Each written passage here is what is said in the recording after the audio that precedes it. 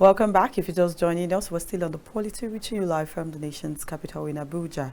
And I will be talking about insecurity in the southeast. And of course, it has grown so widely that it's grossly affecting the economy and the state of that particular region. And now, day by day, there are new offers that would either keep commuters away from their businesses or keep them away from relating to each other. Now, today is Monday, and of course, usually, you know, on Mondays, there's, of course, the sit at home in the eastern part of Nigeria. Not just that, the current governor of Enugu State, that's in person of Peter Mbash, tried to put an end to the sit at home, and all of this is effort futile, if you ask anybody. And now, of course, joining me now to analyze most of the insecurity in the eastern region of Nigeria today is Dr. Lome, for a media consultant. Good afternoon, sir. Thank you. Good afternoon and welcome to the program. Thank you for treating this all-important topic. Okay, so yeah.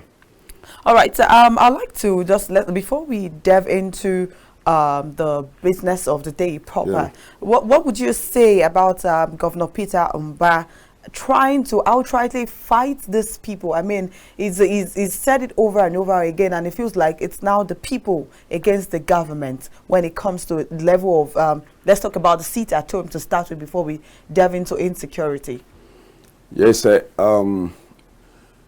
when the governor of Enugu State came up with the outright ban on sit at home, many of us expressed our doubts. We felt he was not addressing the issue holistically. Okay. Because you needed to first and foremost understand the factors that have yielded the sit at home. You know, the first somebody gave the order, and some people complied with the order to sit at home. And somewhere along the line, the source that gave the initial order cancelled the sit at home, and a faction still continued to enforce sit at home. You know, so you need to understand that it's not just giving the order, because it wasn't the first time. Okay. I remember that when Professor Chukwuma Soludo came in, a year and a half ago, one of the first things he did was to issue an order stopping a sit at home. He didn't quite fly. And so Peter Mba, not registering the level of compliance as he anticipated, was actually foretold, because the reason what we call the causative factors needed to be brought to the table. You needed to combine, for example, non-kinetic and kinetic processes. You know, you don't just deploy force alone, since force alone all the while has not been able to solve any problem. It means that something is essentially missing. You needed to really bring in the non-kinetic. By non-kinetic, I mean is non-force approach, right? You know, conversations, dialogue. But do you think in this case, negotiation and the dialoguing with these said people would actually solve this issue, given that even the person giving the order is not even in the country to start with? I'm talking about that is what I'm saying. You see, you need to, that's why I keep saying that the governors of the Southeast are still getting it wrong. I listened to His Excellency Senator Enyinaya Barebe discuss about the insecurity in the Southeast, particularly the issue of sit at home on the floor of the Senate, the Red Chamber. And he revealed the efforts he made on his own by contacting the Finnish embassy ambassador, and the ambassador made a very straight, frank response that this is Simon Ekpa giving the order is also a Finnish citizen, that this thing has to be government to government.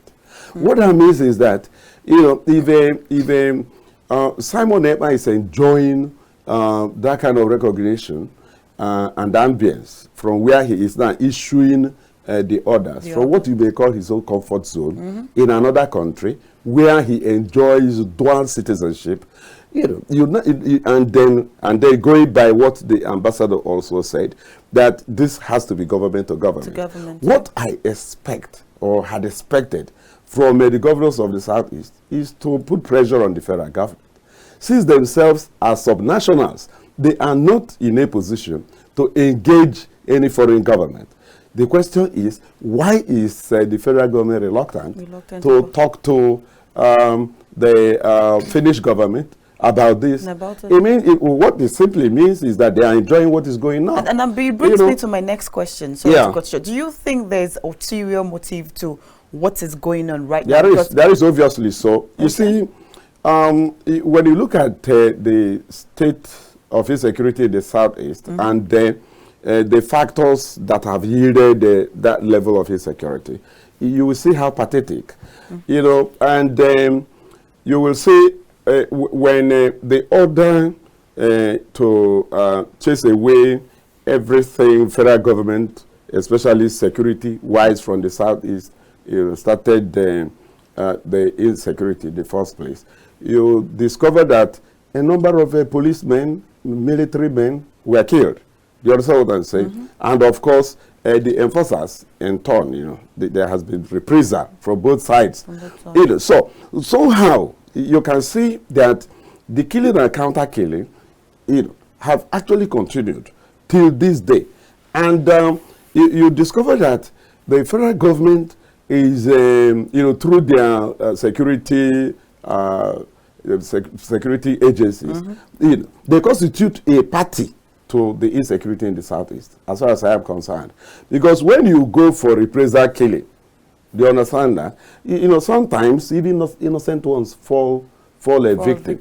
And of course, this is not the first time you will see this kind of response from the Nigerian military, for example. You remember the case of OD, massacre, the Zakibian, and all that. They go for reprisal and they kill whoever they see. And this has been the trend in the Southeast. But that's why I'm saying that it's not, it goes beyond just asking people to come out on Monday that you have cancelled the sit at home. The person who is giving the order is enjoying federal protection. That's the problem here. Because the Finnish government cannot act unless the federal government issues a request to that effect. And they have refused to do so. That is why I said that, you see, you commit an action either by directly committing the action or by refusing to do that which you ought to do. That is where the problem is. So the Southeast governors ordering an end to sit at home, for me, is just begging the issue. What they need to do is to make out time with the federal government. The five of them must they pick an appointment with President Tinubu behind the closed doors, discuss this matter. Do you understand what I'm saying? Off camera, behind closed doors, they, man to man, they can learn something from one another, rather than just sit down in the Southeast and exacerbating the insecurity to the point that innocent youths are falling, under the hails of bullets, caught, what you call crossfire. This is going on. Many of us from the Southeast find it very difficult even going home. Before I go home now, it has to be under very extreme circumstances. Do you understand that? So if it's something I can do by proxy, I may not really go. And you see yourself holding in the state capital, you stay in your hotel room, you can't come out and all that. It is that bad. And the political leaders are not addressing the issue. That's the point. That's why I started by bringing into the glade the position of Engineer Baribe. They didn't contradict him. Have they made a formal request to the federal government? Because Engineer Baribe, as a senator, is not in a position to do that. Do you understand what I'm saying? Even if he does, he may not get the kind of response that he could get if the 5 Southeast governors would sit down behind closed doors with His Excellency President Bola Ahmed Tinubu. We need to get a bit more proactive about this. Even now, the Kano, for who the initial order for stay at home, started, he gave a counter order saying, look, stop the stay at home. It's hurting us more. But they refused to heed to that is call, and their reason, they gave a reason. They said that now they can be a captive now. It's not in a position to make to make a statement that can be trusted. Do you see the problem? And that is one of the reasons why some of us are saying, look, the Tinubu should do the extraordinary. Do you understand what I'm saying? Releasing Nnamdi Kanu. Release it. But you and I had this discussion last week, I remember vividly. Yes, and I made mention that, do you think releasing Nnamdi Kanu would actually even suppress the state of insecurity in the southeastern part? It may not, right? Because one is that I don't trust that the incarceration of Nnamdi Kanu is the sole reason why you have this. Okay. Because I know there is a pocket of agitators that believe in armed struggle. Some of us shy away from this stark reality. They believe in it. Some of them believe Biafra will never come unless there is armed struggle. So if you have the group, that's such a group in the mix, you have to figure out how to deal with them. What that means is that even now the Kanu comes out and he is saying, look, no violence, this thing has to remain a peaceful struggle as we set it out to be ab initio. Let us stay on the peaceful track and they see if we can get Biafra without bloodbath. Do you think that group will let go? And it's difficult. And there's this thing they say about, if you've tasted power, would you really? This is what I'm saying. And again, they are not the only ones. Once I gave an analysis of 5 groups that are constituting insecurity in the southeast. The group I have mentioned is just one. You have 4 other groups. You have there is what you call the deep state, where the state itself is even sponsoring terrorism as a way of getting back at the people that have hurt them. Do you understand that? Yes. So what do you expect? A commander that you have killed his men to do? Will you not do something to get even? And the military is not an institution that shies away from that kind of a thing. They wouldn't want to be seen as weak. So they can do anything to reassert that they are on top of their game and all that. So these are some of the things. And that is why some of us shouted from day one, don't allow arms to be associated with anything about agitation in the southeast. But here we are.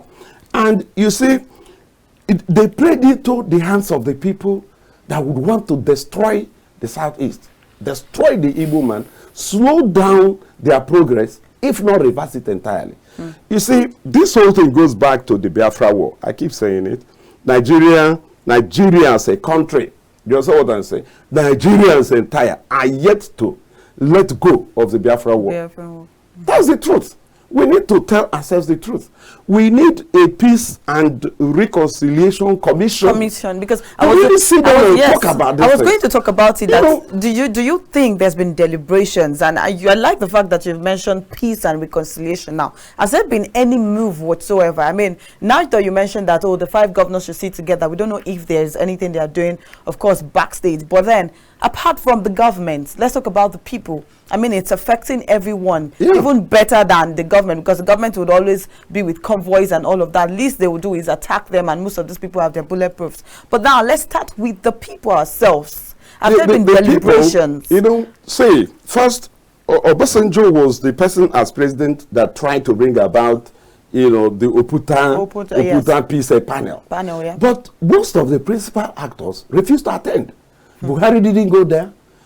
He refused to go. He as a former head of state. IBB refused to go. I'm not sure Abdulsalami went. So you can see that the principal actors to the Nigeria Biafra conflict did not participate. Rendering that committee a kind of pepper tiger with rubber teeth. That was what happened. But we need to revisit that. We must bring an end. We must bring a closure to the Nigeria Biafra civil war. It's still ongoing in other ways. If you go to the southeast, I am from there. You don't find any federal government presence. There's no federal government investment in the entire Southeast. What you will find is ubiquitous police and military checkpoints. If that is federal presence, then we have it the most than any other part of the country. It is that bad. No roads. You know, all the federal roads are impassable. In fact, I just saw now Owerri Onitsha a federal highway is broken into two. Enugu Onitsha federal highway is impassable. I can send you the videos. And these are about the only federal presence you can find, and they are not. They're in total, state of disrepair. No matter what anybody tells you, you will find all these things in videos. I get them all the time. So the point I am making is that we just have to end this war that is ongoing, because it is the war that has stifled the Southeast. The insecurity in the Southeast takes its bearing from economic stagnation. Mm-hmm. That's one thing people need to know. 70% of Ndi Igbo and their investments are outside Igbo land. Why? Because their environment is desolate. It cannot support any meaningful economic progress. It can't. So what you find in the South is, filling stations and hotels.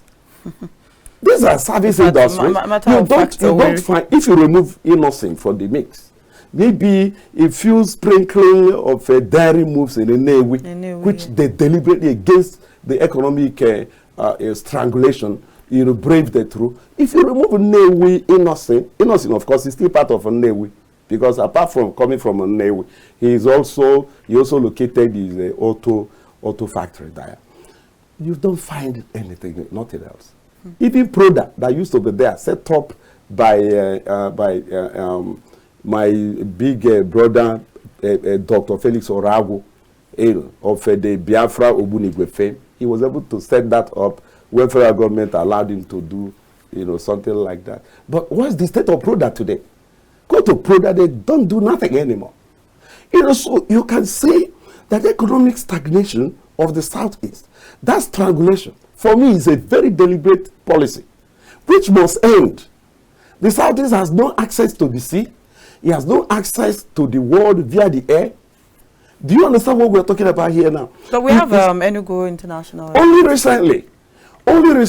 And of course, Enugu itself is a civil service center.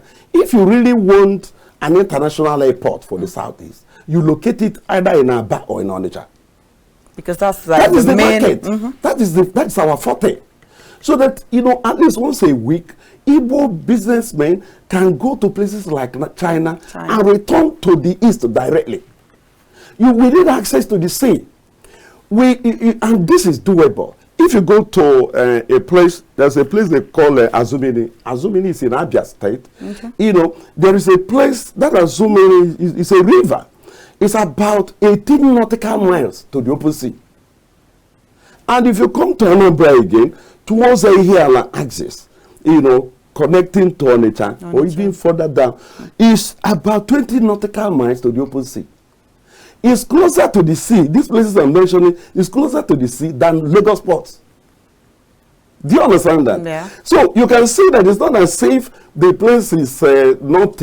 But again, even the Southeast governors, the Southeast businessmen, even if they want to give the Southeast, access to the sea directly, they have no power to do that. Do you know why? The 1999 Constitution domiciles the power, the control of ports in the exclusive list. And the federal government does not want to look in that direction. Even the south-south zone, like Calabar ports, Port Harcourt ports, and so on and so forth, are not, they are not in use as such. Do you see where the problem is? So they know the problem. So rather than develop the nation's coastal miles that stretches from Lagos throughout the entire south-south, through Southeast, even coming from Onitsha up to Lokoja, up to Niger State, and so on and so forth, you will see that our coastal line stretches and covers up to 20 states in Nigeria. But what do we have? Our maritime industry is located in Lagos alone. You know, you sit down, you wonder what these policies are for. And that's why I keep saying that could it be that some people just can't let go of the Biafra war? We need to let go of the Biafra war. We have a country to build. And now, the coastal lines you need to unleash on the economy is stifled. Do you know that at a point, it takes, trailers upward of 2 weeks to leave Lagos? Before they get to the... And somebody is paying for the demurrage. Do you understand what is the overall implication? Nigerian importers now go to Benin Republic to clear their goods. What does that tell you? This stifling and stagnation of Nigerian maritime, the coastal line and all this, via this kind of vicious policies, what it has done is that we are indirectly growing the economy of other countries. Do you see where we are? So, if you come back, if you look at all this, the economy in the South is not good. So, the youths are hardly employed. If you go to the Nigerian Constitution, you will see that the issue of marginalization is real against the Southeast. In Nigeria as a country, started as a tripod. Eastern region, Western region, and Northern region. Yeah. There was further creation of state starting with 12, 19, and so on and so forth. Started with Gowan, right? Now, when you did all that, you see that the core Southeast is left with only 5 states, and the only region in Nigeria. You have 6 geopolitical zones. These are facts. They are things. Statistics don't lie. The Northwest alone is up to 7 states, but Southeast is only 5. It doesn't stop there.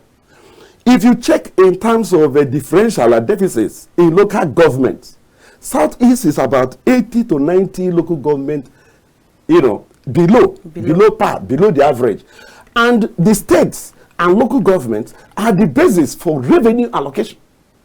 They are the basis for federal government allocation of all sorts, even university and tertiary institutions admissions up to unity schools. They are all based on schools, on states and local governments. All the appointments, governors, governors, of course, because if you have an additional state, that means you have 6 governors in the Southeast, and not 5 governors. So as we speak, the Southeast is short, suffering deficit on all counts, and it's structural, it's constitutional. We need to address some of these things. We have a country to build, and the Southeast you are holding back is a radical element in Nigeria's development, because they are everywhere, trying to develop where they live. So why don't you allow them the space, since we have all made up our minds to work and live as a country? There's an adage in my place. I'm Igbo, I told Anambra, onye nane onwe. Let me attempt a translation here in English. Says that whoever is holding one down is also holding himself. Because to keep that person down, you have to be there with him on the ground, in the gutters. Do you understand? Do we really need this? We don't. We need to help ourselves. Let us return to the drawing board. And that is one thing that we expect that Tinubu should do. Tinubu should be able to say, look, let us open a new chapter of our country. Because it's as if our nation's leaders don't really believe in Nigeria. It's as if they expect Nigeria to fail. So because they expect Nigeria to fail, they are not going the extra mile to unite the country, to develop the economy. And that is what has yielded this restiveness in the system. Now Nigeria is in red. We don't even have money to run the economy. Now I was reading the report of NAITI the other day. NAITI came out with 2 critical issues. They talked about $15 billion windfall that is unaccounted for, and $200 billion that went into the turnaround maintenance of the refinery. And none is working up to this moment.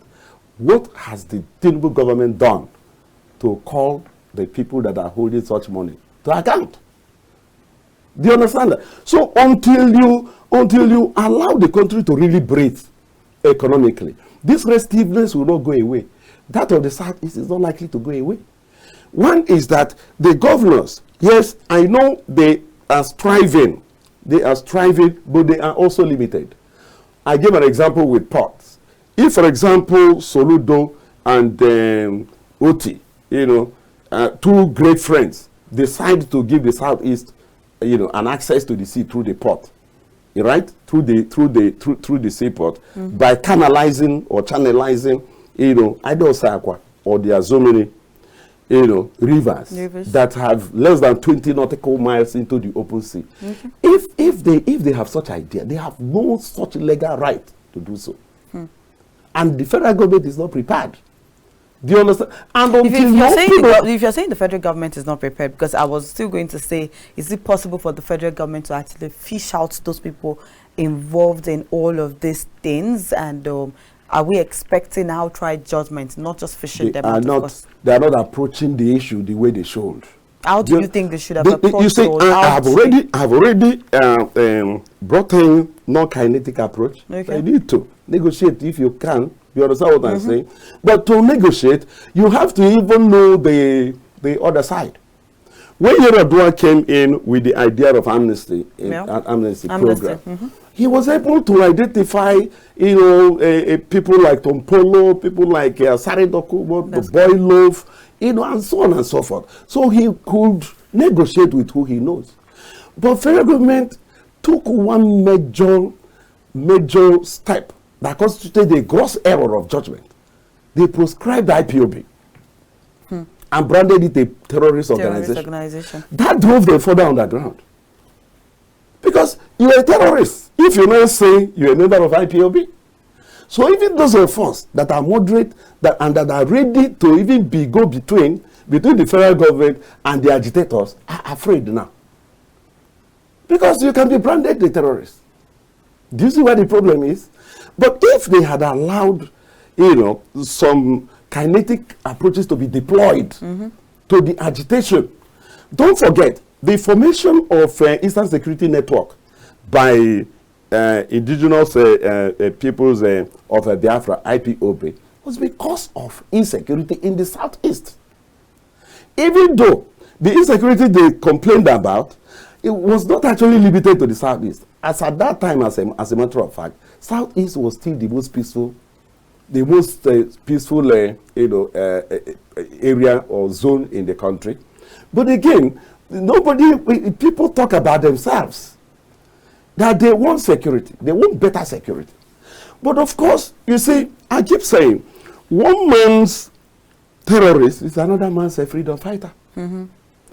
If you come to the Southeast now and tell the average Igbo man that Biafra agitators are terrorists, they will not agree. Do you see another level of problem? They will not agree. They will tell you it's not true, that they are freedom fighters. I am Igbo, so I know. So we need to understand the coloration, things that constitute the insecurity you are addressing, so that if you confront it holistically and deal with it in such a way as to achieve lasting peace. Lasting peace, okay. Do you get the point? And of course, I said, look, security is local, right? It is time to address the issue of community policing and state police. Do you understand that? And of course, community policing is not the same thing as community police. Community policing means the community police helping the federal police. But if you say community policing, they have to enjoy a level of autonomy and report and make themselves answerable to the law and the commission that regulates. And I think that's the problem, being answerable to the law, because of course we've seen the Nigerian police naturally sometimes they behave as if they are above the law. We've seen cases of even in Lagos where they kill and shoot people sporadically for no just reason and all of that. So now, if you've said community policing or state policing and all of this, is there any other thing that would actually solve this issue? Because now, whether we like it or not, the rights of the people in the region is affected. Seriously. And it is affecting the political and socio-economic activities. And now, what else would remain at the end of the day? The Southeast governors, the political leadership of the Southeast, right? These people, they are our people. Do you understand what I'm saying? Even though you have intrusion, right? I talked about the concept of the deep state, where state finds a way of even perpetrating what you're seeing and hanging it on the agitators. So everybody is involved. The state governors, they are in a position to really negotiate. That is why I said the first point will be to negotiate with President Tinubu. Of course, I understand the Supreme Court is meeting on Kano's appeal sometime this week or next week, something like that. It's immediate. We don't know what they will come out with. But regardless of what the outcome is, if the outcome says releasing Nnamdi Kanu, right? Release him. If the outcome says don't release Nnamdi Kanu, it's still within the prerogative of mercy of the president to still release him. The Attorney General of the Federation can enter what you call null prosequi. Is a process in law where the Attorney General says discontinue. Do you understand? Of course, he initiated the action in the first place, so he can always say, look, I am no longer interested. If he gets the nod of the president, he can do that. So that we can look for political solutions. This problem will not be solved with the force of arms alone. Because you can see it's only exacerbating. It's worsening by the day. So why don't we try a mix of kinetic and non-kinetic? Let us talk. I think it was Winston Churchill of Great Britain, when he was Prime Minister during the wartime, Second World War, that said, let us judge all than war. All wars, without exception, all ended on the negotiation table. So if this conflict will ultimately end on the negotiation table, why don't we negotiate now? And speaking of negotiation, do we even know what these people want? They've told you what they want. They have told you they want out of the Nigerian Federation, right? If our government says you ain't going nowhere, we are all in this together.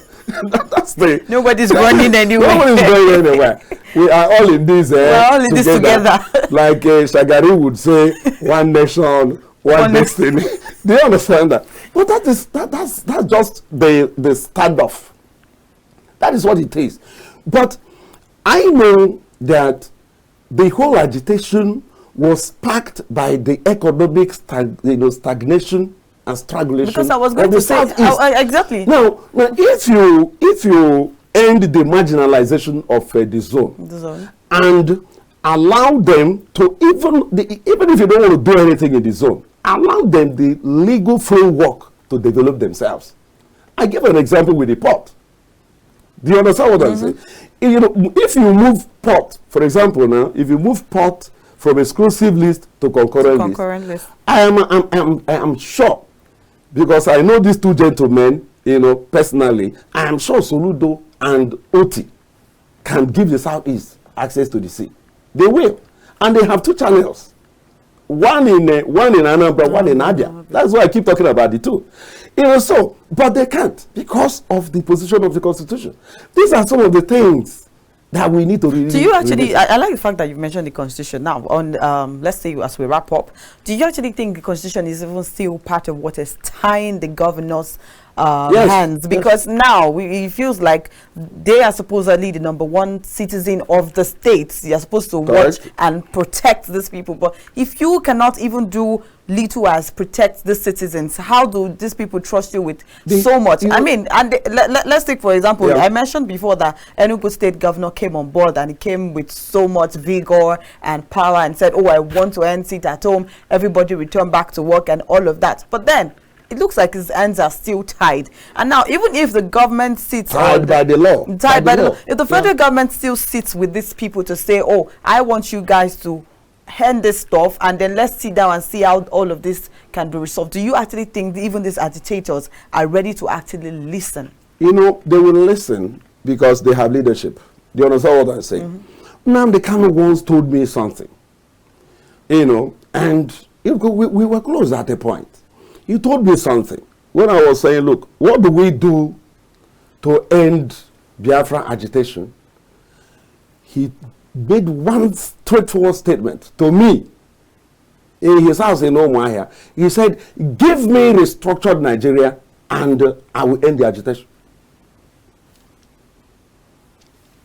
That's where we are. And I believe, you know, I didn't read that. Do you understand what I'm saying? I didn't read it. He told me. And I wasn't alone. He meant it.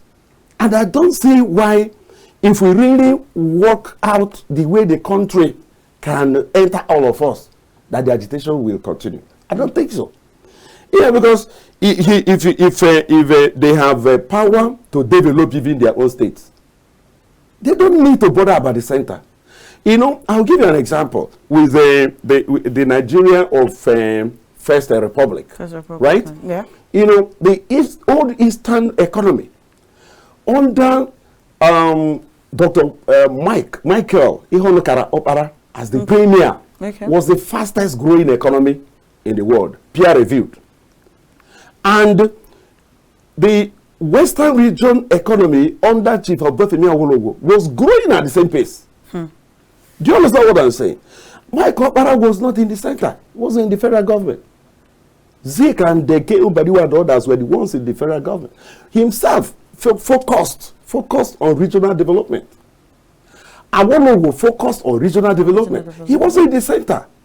Until the war came and he was made the federal finance minister and deputy chairman of the Supreme Military Council.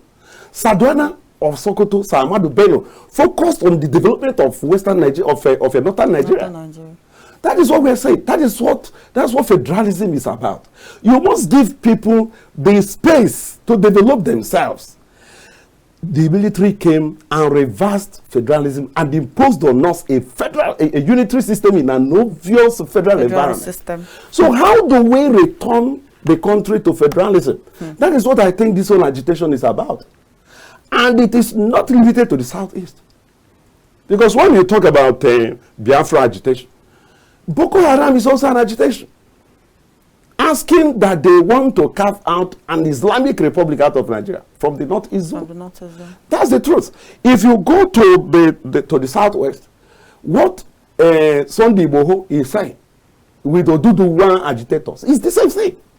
The method may just be the difference, right? The method you are applying, but the fact that you have constituted yourself into a centrifugal force, right? A centrifugal, tearing the country's unity from the center to the seams, you constitute a problem. Do you understand what I'm saying? How those who hold the power deal with it is quite a different thing. Buhari didn't handle the situation well. He didn't. For example, Biafra agitation grew under him. Why? He's handling. Are you saying that if it were under, if it were under Umaru Musa Yar'Adua, that would be facing the kind of insecurity we are facing today? Within 3 months, he became president. He negotiated with the Niger Delta, militants, and introduced the amnesty program. And that brought peace, at least relative peace. Slow down relative to and what allow the we may not have full peace there even now, but Yar'Adua tried. That wasn't the approach of Buhari. Buhari used the gun, which didn't take us to anywhere. Because he's a military person. Yeah, that's it now. So you think it's fire? He was a military man, so he applied the method he understood. But contrarily, President Bola Tinubu is a bloody civilian, right? Even though he's the commander-in-chief of the armed forces. We want to see him act like a civilian. Let him, like a Democrat. Let him do something about negotiation. Let him talk. Do you understand that? Let him open up. Let it be magnanimous. Give, release him on the can. Let us even start from there. Talk to the Finnish government to call Simon Ekpa to order. I am not saying extradite him to Nigeria, but let him stop. But do you think him staying there would actually solve this issue? Because it doesn't look like this is going to end anytime soon, especially when it comes to Simon Ekpa. You see, if you don't bring out Simon Ekpa, if you don't calm Simon Ekpa down and bring out Nnamdi Kanu, you will not have peace. You know why? Even if you extradite Simon Ekpa today, there will be another Simon Ekpa will rise in his place. Because I was going to ask that, what is Simon Ekpa's own in all of this? Apart He wants Biafra and nothing else. He said so, and it's open now. And not the sovereign state of Biafra. That's what he says. Which is not possible. That's what he says. It's everywhere. He's not hiding it. And he says he will not end it at home until Nnamdi Kanu comes out. He even goes, by the designation Prime Minister. His Excellency, the Prime Minister of Biafra government in exile. That's laughable. Do you see where we are now? Yeah, but then there are people who believe him. That is where the problem is. So what we need to do, bring out Nnamdi Kanu first. He is key to the solution to insecurity in the Southeast. Southeast, okay. Yes, he's key to it. So if you bring him out, we'll start from there. He's not going to end it, but at least he will be able to, be free. So those who are giving the excuse that he was being, cajoled and compelled to make those orders will not have further excuse. You understand what I'm saying? It will help to define things and put things also in perspective, so that people can see that federal government is actually making moves to achieve lasting peace. It's a gesture. That symbolic gesture will go a long way if we really push it to a logical conclusion. Keeping him there is not helping anybody, even the federal government. I'm sure that the goal of the federal government is peace and development. That is, of course, the two reasons why you have government. You have government because you want peace. You will have government because you want development. Right? And there won't be development and welfare of the people in absence of peace. You see where the problem is? All right. Thank you very much, Dr. Law, for that the pleasure is always mine. Insightful analysis. I'm sure we'll still visit this issue one-on-one again, maybe next week, of course, because it has to be a weekly thing, because we have to look for a way to sort out insecurity in at least maybe each region. We'll pick it up from each region one after the other. Okay. Thank you so much, Dr. Law. Yes. Thank you so much, Dr. My pleasure, honestly. All right. Thank you. All right, viewers at home, you've heard what Dr. Law Mefor said. After the break, we'll be joined by another analyst, of course, to analyze reasons where we have corruption in our oil and gas sector in Nigeria. Don't touch it there. Stay tuned.